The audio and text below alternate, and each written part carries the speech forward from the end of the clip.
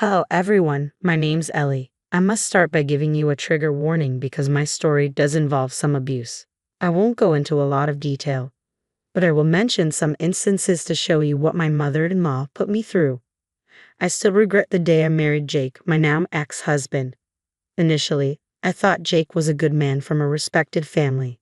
His mother, Chrissy, worked at a charitable foundation, and his father, Xavier, was a successful businessman. They seemed like a great family, and I was happy to be a part of it. However, everything changed after I married Jake. Chrissy, my mother-in-law, became increasingly abusive towards me. It started with small things like hiding my belongings, glasses, phone, and purse, and laughing as I searched anxiously for them. She would also ask me to handle hot pots that would burn me, and once she even mixed shrimp juice into a dish knowing I was allergic, causing me to miss an important event. She would make me cook for hours only to throw everything on the floor. Whenever confronted, she denied any wrongdoing or claimed it was accidental. After enduring months of this mistreatment, I finally confronted Chrissy and sought help from Jake. "You need to tell me what your problem is, Chrissy," I pleaded. "I'm tired of your behavior. I know you've been intentionally trying to hurt and embarrass me." Chrissy responded defensively. "What are you talking about, Ellie?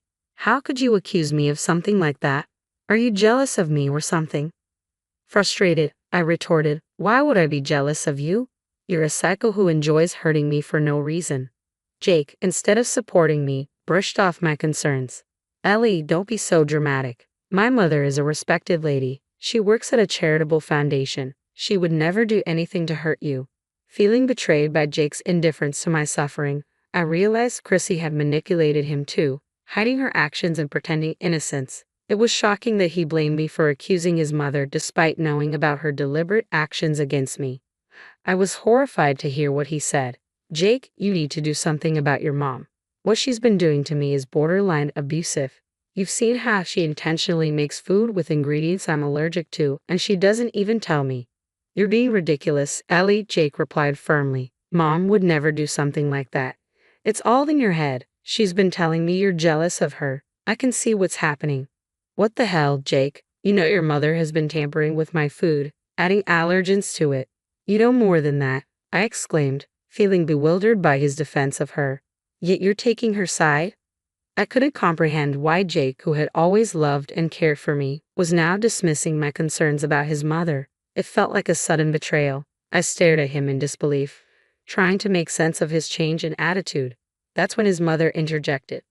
"Jake, your wife is crossing all limits," she declared coldly. "If she continues this behavior, we may have to kick her out. I always knew she was unworthy of our family, and now she's proving it. If you want to support your wife, you can leave as well. That will help us decide better what to do with your inheritance." "And Mom, Ellie is just upset right now. I don't support her at all," Jake quickly responded, trying to appease his mother. "I promise she'll behave herself. If not, you can kick her out. I won't mind. I always knew you were the reasonable one, Mom. Thank God you can see past this." I was stunned. Jake was blatantly choosing his mother's side, denying my experiences and blaming me for the tension. It became clear to me why he was acting this way. You see, Jake and I were living with his parents because that's what they wanted. He worked for his father's company and was financially dependent on his dad. He hoped to inherit his father's assets, and upsetting his mother could jeopardize that. It was evident that my husband was more concerned about securing his future inheritance than protecting me. "What the hell is wrong with you, Ellie? Are you trying to get us kicked out or something?" Jake snapped at me later when we were alone. "Seriously, Jake, that's all you have to say after I told you about your mom's abuse? What kind of husband are you?" I cried out in frustration. "The kind that knows how to secure his future," Jake replied coldly. "You're insane, Ellie. You can't just expect me to accuse my mom of such things and drag me into your problems. If she gets mad at me, do you think she'll let Dad give me my inheritance?" "Is your inheritance more important than your wife, Jake?" I asked, tears welling up in my eyes. "We don't need anything. Let's leave and buy our own house. It may be smaller, but it will be ours, and no one can abuse me there," I pleaded. "Don't be ridiculous, Ellie. We could never afford a house like this." "I'm not going anywhere. You'll put up with my mom and stop complaining," Jake asserted firmly. "If you don't, I'm sure my mom will kick you out. Don't come crying to me because I won't help you." And at that moment, I realized the truth. When I realized my marriage was over, Jake betrayed me in the worst possible way. He wasn't the man I thought he was. Feeling helpless, I watched as Chrissy escalated her abusive tactics, now assured Jake wouldn't intervene. I felt lost, wanting to flee and leave it all behind. But I refused to let Chrissy get away with her cruelty, and devised a plan to expose her. Accessing the house's security footage covertly, I compiled undeniable evidence of Chrissy's abuse against me into a video. I bided my time, waiting for Chrissy's upcoming birthday celebration, where Xavier and guests would be present. That day became my deadline, my moment to confront her. On Chrissy's birthday, she played the gracious hostess, behaving impeccably, likely because of the guests. I played along, biding my time until after the cake was cut. Stating before everyone, I made a calm announcement. "Thank you all for joining us to celebrate my dear mother-in-law, Chrissy," I began. "I'm sure many of you know what a sweet and caring woman she appears to be. Today, on her birthday, I thought it fitting to share a glimpse of the real Chrissy." Without further ado, I directed everyone's attention to a screen where I had prepared a video compilation. "Please enjoy this video I've put together to honor our dear birthday girl," I said, as I played the footage. Prepared for any backlash, I had friends on standby, ready to support me if needed. After enduring years of Chrissy's abuse, I had reached my breaking point. I no longer cared about her or Jake. I was done. As the video played, the room fell silent. Guests watched in horror and disbelief as the truth about Chrissy unfolded before their eyes. Chrissy and Jake stood in stunned silence, while Xavier's expression betrayed deep reflection. In that moment, I knew I had taken a stand against my monstrous mother-in-law, exposing her deceit to everyone present. I didn't blame Jake. He had been away for days and unaware of what had been happening. When the video ended, it was my father-in-law, Xavier, who broke the silence. "What the hell did I just watch, Chrissy?" he demanded. "It's not what it looks like, Xavier. These videos are fabricated, taken out of context," Chrissy hurriedly replied. Xavier's voice remained firm. "Oh really, Chrissy? They don't look fabricated to me. Are you suggesting my daughter-in-law went to the lengths of doctoring videos just to humiliate you?"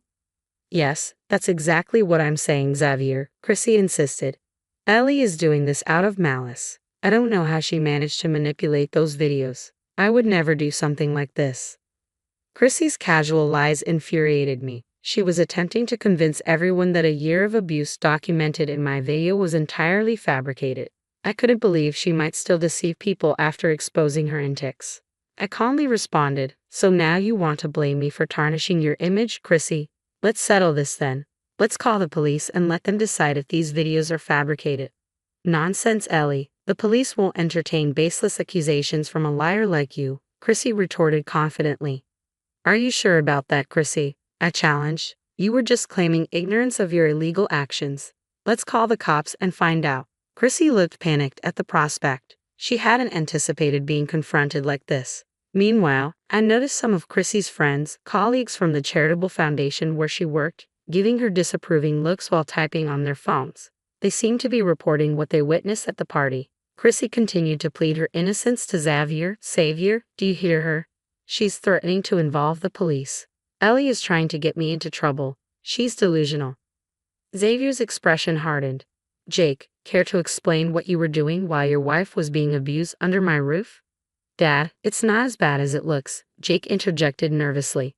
"Mom is a caring mother-in-law." "Seriously, Jake? Is this how a caring mother-in-law behaves?" Xavier challenged. "Are you out of your mind? Ellie showed you proof, and you still defend your mother."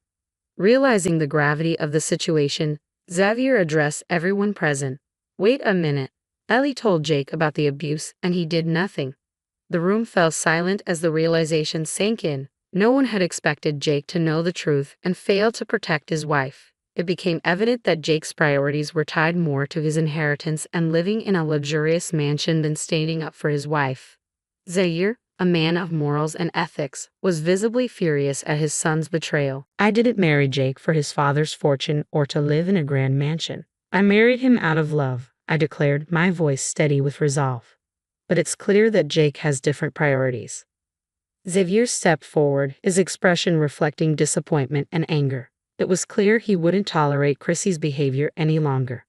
When I told Xavier that I had informed Jake about the abuse, he refused to believe me. Jake had always dismissed my concerns, accusing me of overreacting and defending Chrissy. He insisted he couldn't risk upsetting her because it might jeopardize our stay in the house. "Why didn't you come to me sooner, Ellie?" Xavier asked, his voice heavy with regret. "I needed to gather proof," I explained. "I knew no one would believe me without it." "We all believe you, Ellie. I'm so sorry this happened to you," Xavier sighed. "I'm sorry I failed to raise my son right. As for Chrissy, you can call the cops on her. I won't interfere." "How could you say that, Xavier? You would let her call the cops on their own wife?" Chrissy protested. "My life will be ruined?" "Xavier, our reputation will be ruined," Jake added urgently. "You can't support this." "Shut your mouths." Xavier's voice thundered. "After what you've done, you have no right to tell me how to act. And don't call me family. Abusers and enablers can never be my family. As for my reputation, it will remain intact. I will divorce Chrissy and disinherit Jake as soon as possible. I want no ties with monsters like you two." Chrissy and Jake were stunned by Xavier's decisive words. They had assumed they could spin the situation to make me look like the villain, but the crowd's cheers made it clear that no one believed them. Chrissy's friends had already left, pledging their support to me and promising to hold Chrissy accountable in their own way. As Chrissy and Jake pleaded with Xavier, insisting he reconsider, he remained resolute. "Ellie's words are backed by proof. She didn't just tell me the truth, she showed it to me. Unlike my spineless son here, I intend to do what's right by Ellie." "Dad, I'm sorry," Jake finally admitted. "I should have listened to Ellie. Believe me, Dad, I had no idea Mom was capable of." "I showed you proof once, Jake," I interrupted, my voice steady with resolve. "But you chose to do nothing. You didn't want to risk your inheritance." Xavier's decision was final, and Chrissy and Jake realized they couldn't change his mind. Their attempts to manipulate the situation had failed, and now they faced the consequences of their actions. "I don't even know what I ever saw in you. It's ironic that your father cares more about me than you," I remarked bitterly. "If you hadn't supported me today, Xavier, I don't know what I would have done," I continued, feeling grateful for Xavier's backing. "I support you wholeheartedly, Ellie. My foolish son doesn't deserve you, and he certainly doesn't deserve the inheritance he covets so badly," Xavier asserted firmly.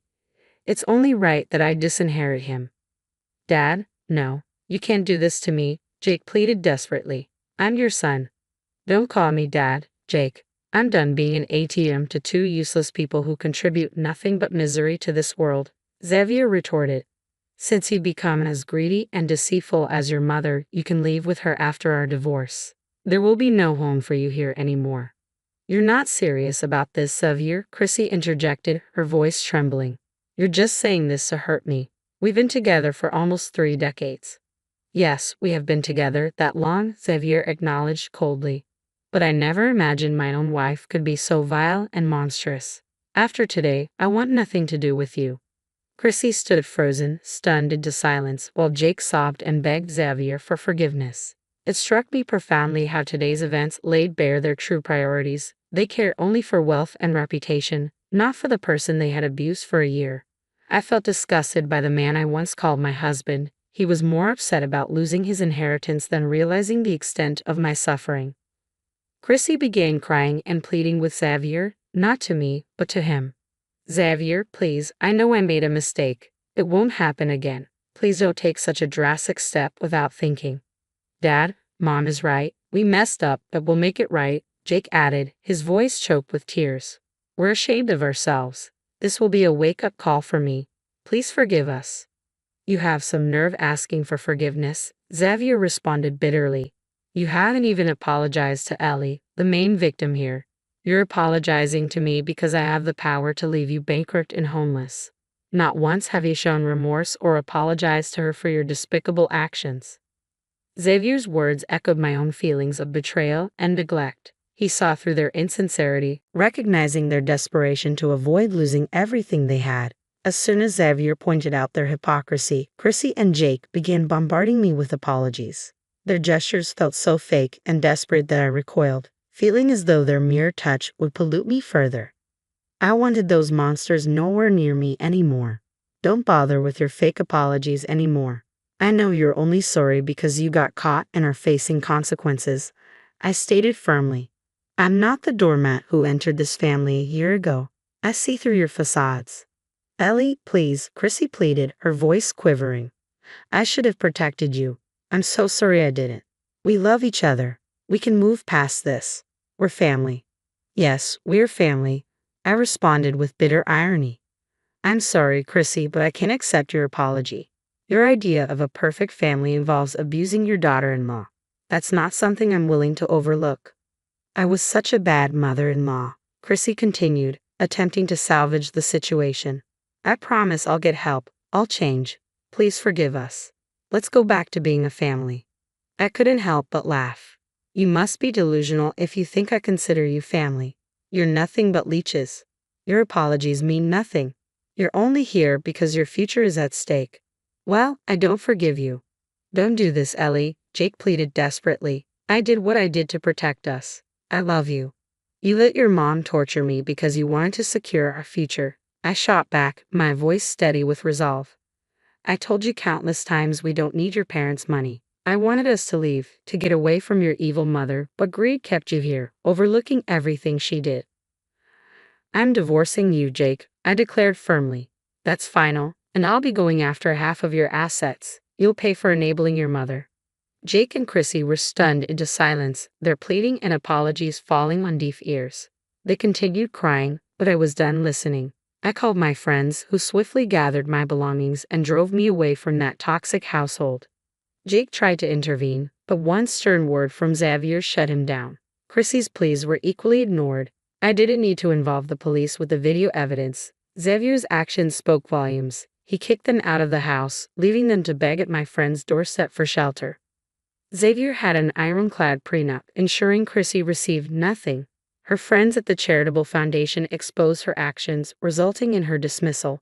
Jake lost his job at his father's company, along with any hope of a substantial inheritance. Chrissy had the audacity to appeal to me for help, claiming we were family. I promptly kicked them out and threatened a restraining order if they ever contacted me again. In the months that followed, I settled into my own place, having rented a small flat. The divorce was finalized smoothly, with Jake relinquishing assets he had once believed secure. He worked two jobs now, supporting a mother who refused to work.